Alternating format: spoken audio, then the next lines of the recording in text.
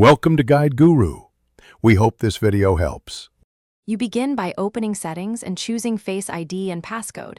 Enter your passcode when asked.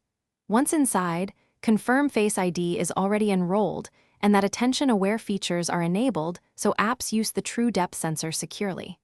Next, toggle the switches for iTunes and App Store and for password auto-fill so the system can present Face ID to apps. Once done, make sure your face is unobstructed and that you're in good light before moving to app-specific permissions. Now you enable Face ID inside individual apps.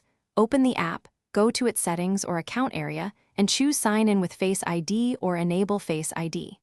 Some apps prompt the system permission automatically. When that dialog appears, allow Face ID so the app can authenticate without a passcode. For password managers and saved passwords, go to Settings, right arrow Passwords, and enable Auto-fill passwords, then permit the specific app to use credentials. Once done, test with a login to confirm the flow works smoothly. Finally, verify Face ID by locking your iPhone and using an app login, a password autofill, or an App Store purchase. Watch for the system prompt and authenticate with a glance.